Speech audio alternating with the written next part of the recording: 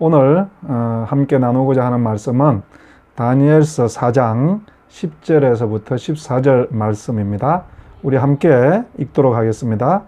내가 침상에서 나의 머릿속으로 받은 환상이 이러하니라. 내가 본적 땅의 중앙에 한 나무가 있는 것을 보았는데 높이가 높더니 그 나무가 자라서 견고하여지고 그 높이는 하늘에 닿았으니 그 모양이 땅 끝에서도 보이겠고 그 잎사귀는 아름답고 그 열매는 많아서 만민의 먹을 것이 될 만하고 들짐승이 그 그늘에 있으며 공중에 나는 새는 그 가지에 깃들이고 육체를 가진 모든 것이 거기에서 먹을 것을 얻더라.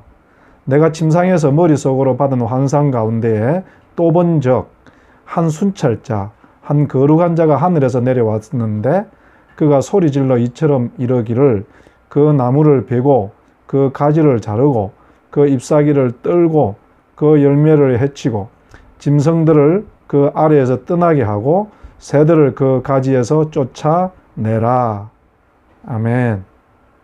오늘 이 본문은 느부갓네살이 꾼 꿈 이야기를 하고 있는데요. 꿈이라고 그렇게 생각하지 말고 이것을 느부갓네살의 야망으로 생각을 해보면 잘 이해가 됩니다. 느부갓네살은요 그런 야망이 있는 거예요. 땅 끝까지 다 지배하는 제국을 만들고 싶은 거죠. 그래서 그는 그런 제국을 만들어서 만민을 자기가 먹여 살리고 또 들짐승도 자기 그늘에 있게 하고 공중에 나는 새도 자기 가지에 깃들이게 하는, 그래서 자기가 이 세상을 다 돌보고 자기 때문에 다 먹고 사는 그런 세상으로 만들고 싶은 그 야망이 꿈으로 나타나고 있는 것이죠. 여러분, 이 땅에 있는 이 지배자들은요 다 이런 이 야망을 가지고 있지 않습니까? 그걸 꿈이라고 그러고 자기의 비전이라고 말을 하죠.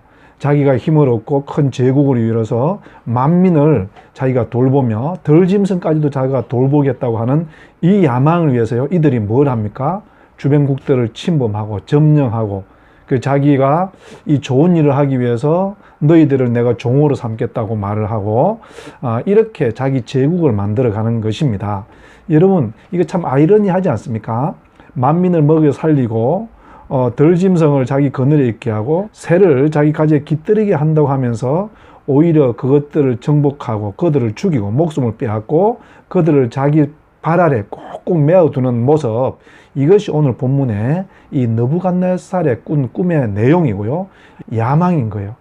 이에 반해서 하나님은 어떻게 합니까? 13절 14절에 보니까 순찰자를 보내서 그 나무를 베어버리라는 거예요. 그리고 가지를 잘라버리고 잎사귀는 떨고 열매를 해치고 짐승들을 그 아래서 떠나게 하고 새들도 그 가지에서 쫓아내라.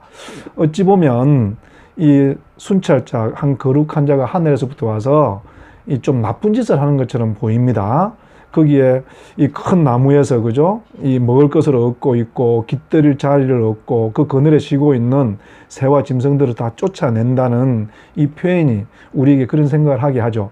근데 여러분, 여기서 정확한 표현은 쫓아낸다. 이 표현은요, 그들을 해방시켜라, 이런 뜻이 있어요.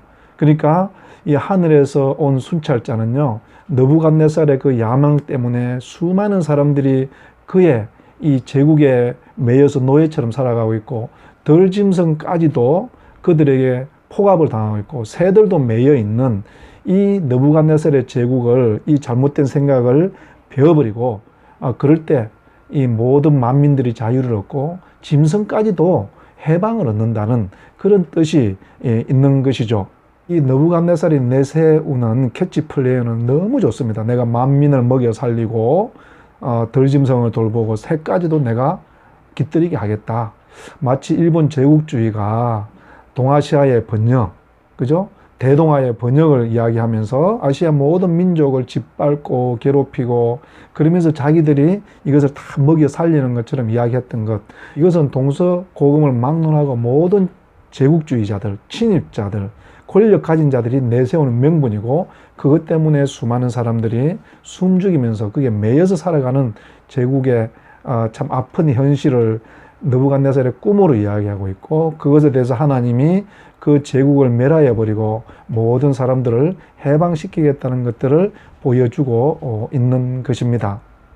어제의 말씀하고 비교를 해보면요, 어제 마가복음 4장에서 예수님께서는 천국이 어떻다고 했죠? 아주 작은 나무지만 그늘이 있다고 그랬어요. 그죠? 계자씨, 나무 중에서는 가장 작은 나무, 계자나무에도 그늘이 있고 그곳에서 새들이 깃들이더라. 그래서 천국은 누군가가 깃들일 수 있고 그곳에 와서 마음을 쉴 수 있고 평안을 얻을 수 있는, 내가 조그마한 그늘을 줄 수 있는 것, 그것이 천국이라고 그랬어요. 그래서 나무가, 큰 나무도 그늘이 있을 수 있고 작은 나무도 있을 수 있죠. 근데 꼭 사람들이 만든 제국에서는 어떤 생각을 하는가 하면 내가 큰 나무가 되어야 된다는 거예요. 그래서 주변에 있는 나무들을 다 죽이고 내가 큰 제국을 이루어야 된다는 거예요. 그래서 주변에 있는 나라들을 다 정벌 하고 사람들을 죽이는 전쟁에서 승리를 해서, 그래서 내가 다른 사람들을 다 돌보겠다고 하는 이 참 착각 중에 착각. 그래서 하나님 나라와 사람들이 세우고 하는 나라, 이렇게 두 개가 딱 대조가 되는 것이죠. 여러분, 하나님은 그 나무가 크든 작든 지금 있는 그 자리에서 그늘을 만들고 사람들을 깃들이게 하고 모든 피조물들도 돌보는 것이라면, 사람들이 세운 제국은요, 사람들을 돌보는다고 하면서 이 모든 사람들을 괴롭히고 죽이고 짐승까지도 자기 소나기에 매게 하는 이 잘못된 세상. 여러분, 하나님께서 다 돌보시는 것이지 왜 느부갓네살 자기가 만민을 돌보며, 왜 자기가 짐승들을 돌보면 새를 돌보며, 그거는 하나님이 하신 일이에요.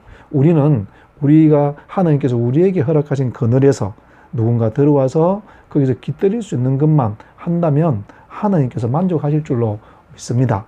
사랑하는 성도 여러분, 사실 우리도요, 이 느부갓네살처럼 생각할 때가 참 많이 있습니다.